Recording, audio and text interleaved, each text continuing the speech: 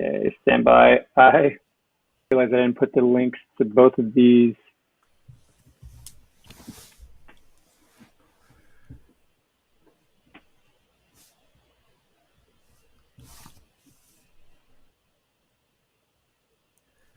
Hi, everyone. Welcome to our daily homeroom live stream. Sal here from Khan Academy. And for those of you who are wondering what this is our way of staying in touch. We started doing this as soon as we started having school closures. I guess this is almost 3 months ago now. And a way to stay connected and have conversations that are relevant, not just for education and the school closures and COVID, but frankly, across a host of conversations. And I'm looking forward to the conversation that we're going to have shortly. I do remind everyone we are a not-for-profit and we are funded with philanthropic donations from folks like yourself. So if you're in a position to do so, please think about making a donation. I want to give a special shout out to several corporations that stepped up, especially when they saw that we were already running at a deficit and our costs had only gone up during the COVID crisis. Bank of America, Google.org, AT&T, Fastly, and Novartis, and the many other philanthropists, corporate partners. We continue to run at a deficit, but this makes a huge difference, and donations of all sizes make a big difference and allow us to support folks around the world, especially those who would not be in a position to have world-class resources. With that, I'm excited to introduce our guest, Kristen DiCerbo, who is Khan Academy's new Chief Learning Officer. And I will remind everyone, you can put your questions in the Facebook or the YouTube message boards, and we have team members who are going to be taking a look at that. But Kristen, great to have you here. Thanks. I'm excited to be here. So what I thought we could do is I'll start just getting everyone acquainted on, learning science and, asking you questions there. But then I'd love to take as many questions as possible from the message boards, because in the past, we've gotten a lot of questions about what's the best way to study and what modality works or what doesn't. And I could obviously take stabs at some of that, but you are better qualified. So let's just start off with a basic question, Kristen. What is learning science? So if you think about the two words there, fundamentally, it's about trying to use scientific processes, like the scientific method, to study how we learn. So what can we find out about teaching and learning by doing research? It's actually kind of a new phrase, a new domain that we talk about, because it's not just about educational psychology or cognitive psychology, but it also brings in computer science and a little anthropology and thinking about classrooms as a whole, and also the technology that we bring in. So it's a lot of kind of bringing things together to think about how we can improve both educational technology, but generally our teaching and learning and what we know about it by studying it in a little more detail and depth. And what are, as a learning scientist, and you've done your PhD, and what are some things, just, high level, before we even get into some of the questions or, thinking about what we're trying to do here at Khan Academy, but what are some of the big ahas that you've had, at least in your learning science career? I think there's a few. So one is, let's talk about studying a little bit, that lots of people study the wrong way, ways that aren't really helpful. So I know I spent a lot of time in college, reading books with my highlighter out and going through, and then it's time for the test and I go back and read all the things I highlighted. That's not really that effective. Much better to read a little bit, close the book, and explain to yourself what you just read and say, oh, that relates to this other thing that I know about and how that fits. And then open the book back up. And then once you're done, close the book again and quiz yourself. Because in fact, what you need to do on a test is remember information, to bring information from your memory back in so that you can apply it. And when you quiz yourself, that's what you're doing. If you're just reading and highlighting, that's actually not helping you do the actual thing you need to do on the test. So lots of those things about just thinking about providing yourself explanations of what you've just read and practicing retrieving information from your memory are much better for studying than thinking about just watching things over and over again. I know one thing that you do. Go ahead. Go ahead. No, go ahead. I was going to say, one thing that you do in your videos a lot is you'll say, pause the video and try to solve this. And I don't know how many people actually do this, but they should, because actually that's them trying to actively do something with what you've been explaining, and that's going to help them remember it more. No, I mean, that's really interesting. In a lot of ways, you've validated. I thought I was a little bit of a weird studier when I was in college and in high school, because I would get frustrated because I could see friends that could kind of just power through a chapter in a dense textbook, and you're exactly right. They had the highlighter. I'm like, oh, I wish I could be that, because I would like read like 3 or 4 paragraphs, and then I would kind of sit and ponder it for a little bit, and then I would go back into it. But in some ways, you've said that's, I guess, You're doing maybe the right thing. I was doing the right thing. Learning science backs me up. I mean, depends what I was pondering. I sometimes probably don't ponder the right things. But actually, there's a bunch of questions here from YouTube. Suresh Jai says, what is Khan Academy's goal, and what are the best strategy for learning at night? I could take part of that, but maybe you could start with what's the best. It's related to what we're talking about. Is there anything specific about night that we should be thinking about? The biggest things aren't really the time of day, but how much cognitive effort you have to put into something. And so if you have to study at night, you have to study at night. But the things you should do are think about how can you clear out other distractions, make sure it's quiet, so you have the most cognitive energy that you have available to focusing on the thing you need to focus on. And so, at the end of the day, if it's been a long day and you're kind of running on fumes, you might think about how to get a little more of that. And even if it's a 15-minute nap before you start, that can be a good thing to think about. How do you get that focus back that you need?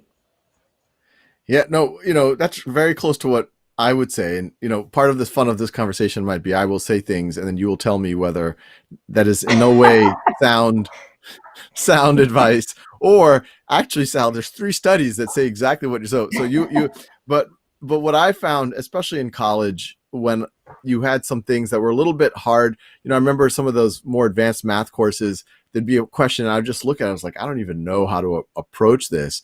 I actually learned to delegate to my subconscious. And I know this sounds a little bit weird, but, just as if you are a manager, if you're an executive at a company, if you're a leader, you can't do everything yourself. You have to delegate to your team. And oftentimes you don't want to micromanage your team. That's disempowering.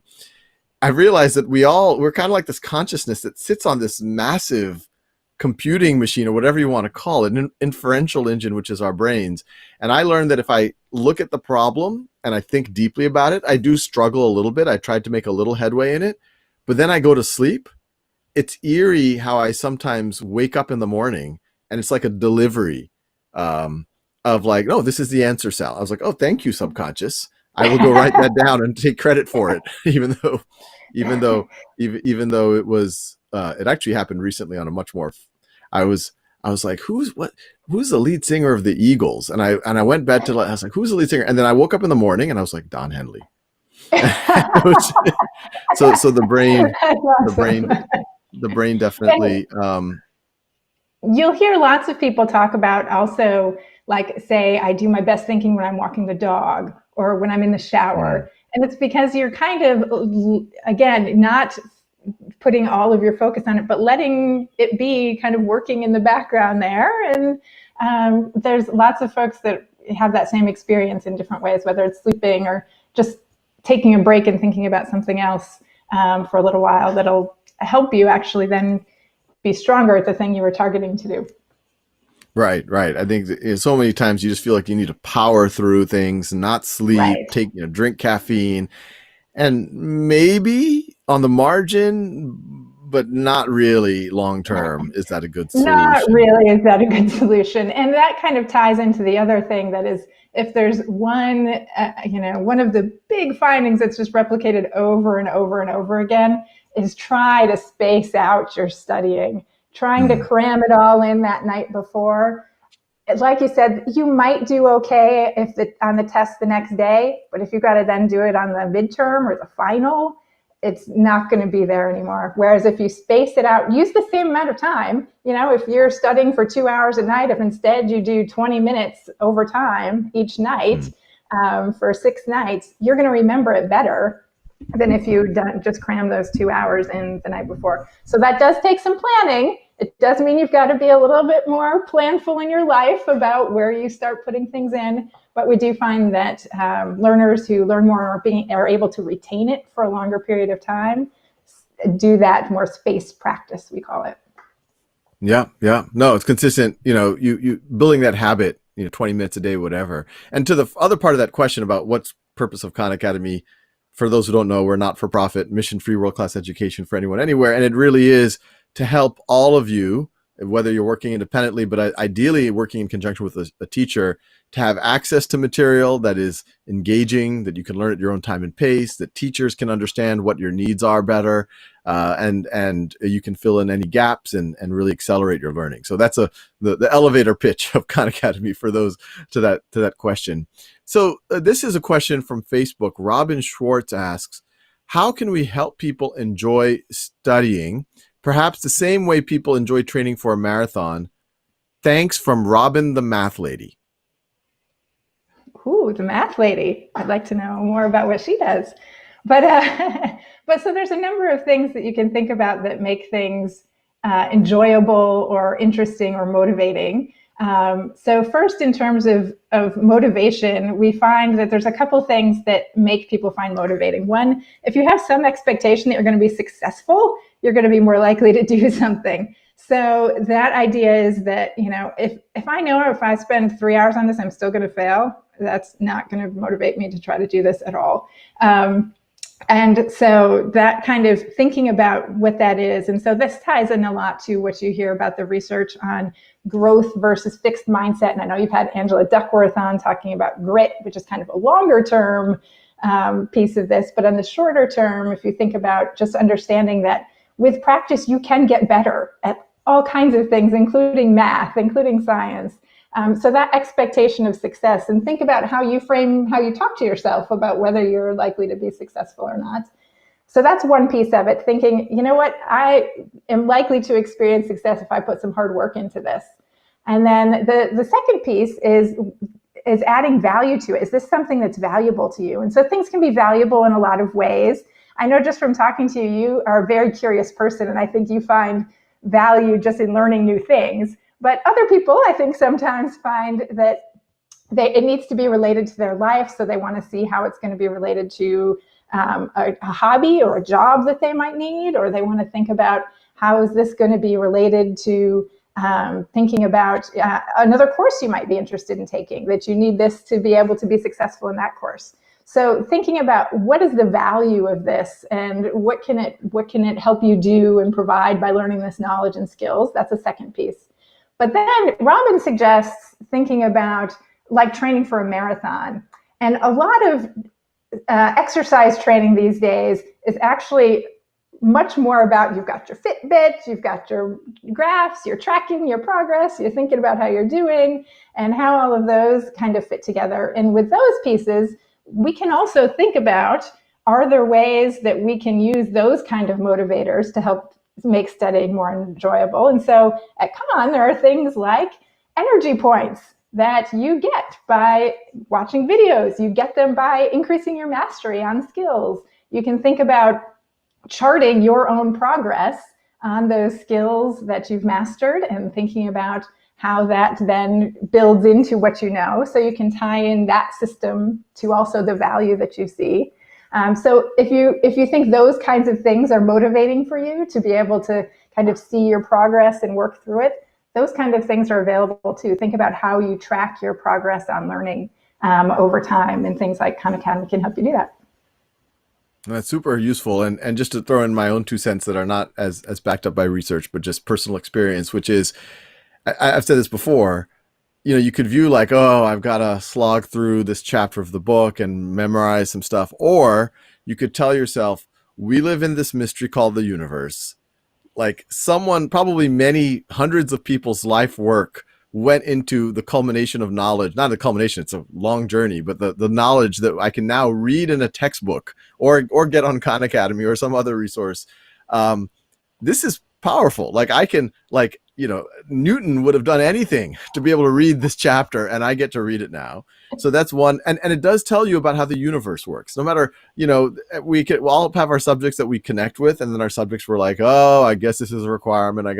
But if you have the opposite mindset, if you say, no, every subject has something that is deep inside of it. I think about when you look at these movies or these books like Harry Potter, right? Like we all imagine going on these adventures where we encounter some book and it is cryptic and it is hard but there are spells in that book. And if you can get through the cryptic nature of it, you're going to understand something about the universe and be able to manipulate the universe in very powerful ways. And I think you could do the same things in your study. You're learning an organic chemistry mechanism. You're like, oh, I got to memorize the aldol reaction. It's like, no, the aldol reaction has wisdom in it. And if you really understand it, it's going to unlock other things. And you're even going to be able to take it into other parts of your life. But anyway, I think the more you always imagine yourself that you're in some form of an epic adventure, which in theory we are in this kind of who knows what, things become more interesting.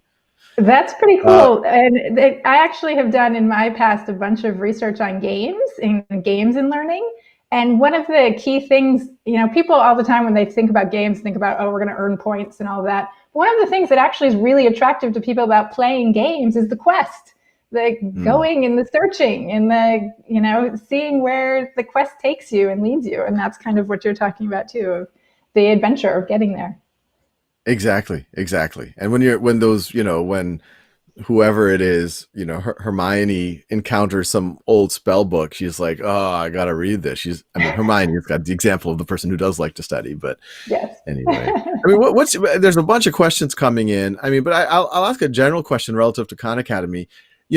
Kristen, we've obviously talked a lot about this, but where do you think Khan Academy, where do you think it fits in the learning process? And related to that, on YouTube, Nikhil Govender asks, says hi Sal, but really hi both of us, why do you believe in the mastery approach to learning? So kind of paint a picture. Where does Khan Academy fit in? What does it do well? Where does the in-person classroom mean a lot? Like what are your thoughts there? And what does research tell us? One of the reasons I was excited to join Khan Academy was actually because of the ways that it can serve as a supplement to everything else that goes on in the classroom. And so when we think about what that means as a supplement, we want to do a couple of different things. So one thing that happens with a curriculum or with a teacher teaching a classroom is sometimes the explanation just doesn't quite make sense. You don't quite get it. But having someone else explain it in a slightly different way, it gives you that aha moment of, oh yeah, now I get it. So that's one thing, certainly with the videos that happen a lot, and is one place to think about just getting an alternative explanation of what's going on. And then the second piece that we know is so important for learning is to be able to practice with feedback. And very often there's maybe a problem set in the back of the book with the odd number answers that just have the answer. So there's this whole problem when you turn to you're like, I don't know how to do this. You turn to the back of the book and it says 62. You're like, I don't know what to make of that. And so Khan Academy provides both the ability to have additional practice, but also to have some supports in doing it. So having some hints to get you unstuck, and then once you get to an answer, giving you feedback about whether that was right and why or why not it was right.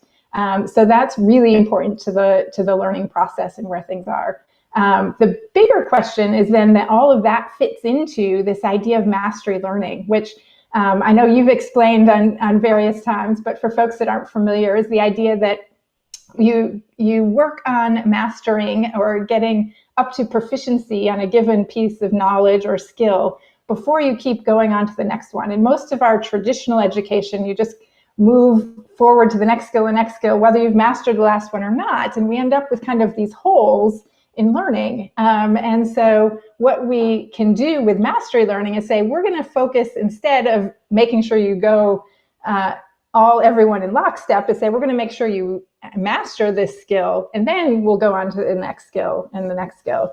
And the research behind that is that that leads to large impacts on learning. So this is actually something that, particularly in the 70s and the 80s, was studied extensively, like hundreds of studies. And so then there's been these studies that bring and try to summarize all of those studies. And they consistently find that effect of mastering something, testing, say, do I know this? If I don't, I go back and learn it more and deeper, and then test again. And then when I'm ready to go on, that sequence is really powerful and leads to large impacts on learning outcomes. And what's your sense, given that there is this, fairly large body of research? I think there's few things with that much data backing it up. Why hasn't, as you mentioned, a lot of these studies were in the 70s or 80s, and we've even talked 100 years ago in Winnetka, Illinois, they were doing some essentially mastery learning. Why isn't, in your sense, it kind of the mainstream way of learning today?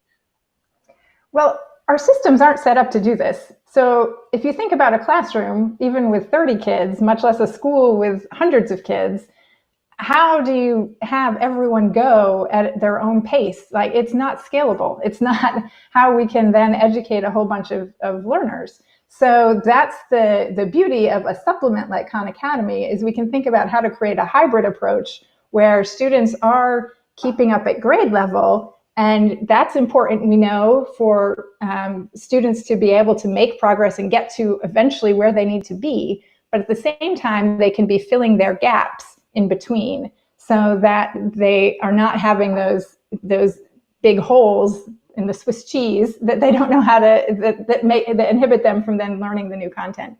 So I think in order to be able to work in the system we have with schools, with learners, we need to think about how that hybrid approach comes together. Yeah, that makes sense. There's a question here from Facebook, Mona Lisa Carr, and this is, I think, a question a lot of people are asking right now. How can the engagement of students be done now that the online classes are here to stay and are the new norm? How can we make their learning more effective? So yeah, this is a big question right now. It sure is. I think first I would say, do not just try to replicate everything we did in the in-school classroom in a digital environment. Instead, think about, all right, what are our main goals, and how can we use the digital environment in maybe new ways to help us get there? So if you think about what things the digital world lets us do, it lets us potentially set up problems and scenarios that are more in-depth. And we can think about, for instance, simulations that allow us to simulate things that maybe we can't even see in the real world, or let us try things that would be really dangerous in the real world. And so thinking about how we can take advantage of what the digital world lets us do to do kind of some fun and interesting things that keep students engaged and motivated, I think is the approach we need to take, instead of saying, how can we just, move what we've done before and put it in the new place. Yeah, no, that makes sense. And I'll just add, I think even in in-person classrooms, the more interactive it is, the better. And, people have heard me go off about, 300-person lecture halls, just a lecture, don't really make a lot of sense. But that's that much more important in a digital environment, because obviously if someone just lectures to someone for 60 minutes in a digital environment, that might as well be a video. And frankly, that should have been chunked up into 5-6 minute long videos. So when you're on the Zoom or Google Meet, the more interactive it can be, where you're able to pull students out. And maybe there is, to your point, you could maybe do shorter sessions, but we'll do it with smaller groups of students. Let them, the Khan Academy is valuable for the asynchronous, where kids can learn at their own time and pace, do the mastery learning, teachers can monitor. And that way, when they go synchronous on Zoom or whatever else, or in the classroom, ideally, they can go deeper. And some kids can continue to work at their own time and pace, while some kids get a much more highly focused intervention at a ratio that is normally hard to do. To your point, normally you're getting a 30-to-1, one pace fits all, and some kids are lost, some kids are bored, and no one really feels that personal attention. But obviously in a class of 30, 15 could work on something else, while 15 get a deep dive on something they need. Yeah, and what you've talked about, that difference between active and passive, is another one of those big fundamental things in learning science. So there's actually something that's called the ICAP framework, ICAP. And as you go through it, you can think about the impact on learning. So the P is passive. That's like just sitting there watching a video doing nothing. So that's going to have the least amount of impact on learning. And then from there, you can think about active. So I'm actually, answering questions and doing something. Then the C stands for constructing. And that just means I'm actually creating something. And so if I'm having to do all of the creation and thinking about where that is, that's going to be even more impactful on learning. And finally, the I is interactive, and that's interacting with other people about the content. And that's the most powerful thing you can do. So if we think about the availability of video conferencing, many of them have the capability of doing small groups. So how can, instead of thinking the video conferencing is a way for me to redo my lecture to all of you, how can I break you into small groups and have you talk about the content instead of thinking about it as a one-way transmission of what we're doing? So as you think about what do we know about learning and how can we then help use the digital tools to help us take advantage of those pieces, I think that's going to give the strongest results in this new world we're in. Yeah, or any world we're in, frankly, but it's that much more important. That much more important to your point. These conversations always go faster, but luckily, Kristen, we're a part of the same team, so we'll have you on many times. Maybe just finish. What are your people have heard me talk about my hopes and dreams for Khan Academy? Even at a high level as an institution, but also sometimes as an experience. What are your hopes for Khan Academy, at least, and especially from a learning science point of view, but really on any dimension? Yeah, no, I think definitely most of them are related to the learning science point of view, although the overall vision of a world-class free education for anyone, anywhere is pretty amazing. But I think the piece that then I can contribute to that is thinking about how do we make the most of this idea of being a key supplemental resource? How can we best take advantage of mastery learning and help teachers do that in the classroom in ways that flow easily for them and that are become just then another part of how they teach? And then as that piece, as we think about how we can be integrated into classrooms and help support teachers in being able to scale that idea of mastery learning, then the next piece becomes how can we also think about these ideas of being more active and encouraging activity? How do we provide resources to help teachers do that, both with Khan Academy, and if Khan Academy is helping the teachers do more of the practice and the feedback, how can teachers then have more time to do more of the potentially constructive and interactive things that they might be able to do? So I see us becoming just a trusted supplement that helps teachers overall teach in the ways that they want to teach, and help learners be able to get those better learning outcomes that they're going to get to. Yeah, no, we're excited. I'm excited to do it with you, hopefully, and then the whole team here at Khan Academy. Thanks so much for joining, Kristen. Thank you, Sal. It's a pleasure to be here. So thanks everyone for joining today. There's so many dimensions to talk about these days. We actually are going to have tomorrow 2 live streams. One, we're going to have at 8:30 in the morning Pacific time, which is 11:30 Eastern time, with Bill Lewis, who's the co-chair of Lazard, the investment bank. And, he's going to talk about his life journey and also just talk about, the really important question of race in America and all of this energy that is out there right now. How does it get channeled so that we, as a society, we move forward? So that's going to be a really fascinating conversation. And then tomorrow at our regular time, we're going to have Governor Jeb Bush to talk. When we scheduled Governor Bush, it was really to talk about things like COVID and the economy, and we're going to continue, and education. Governor Bush is very active in the education space, as is Bill Lewis. And then we're going to, obviously also talk about some of the same themes about what's going on in the country right now. So you have a double feature of our live stream tomorrow, some really important questions. And once again, what makes this interesting is you have a chance to ask these very knowledgeable and interesting folks questions. So please join us tomorrow. I'll see you then.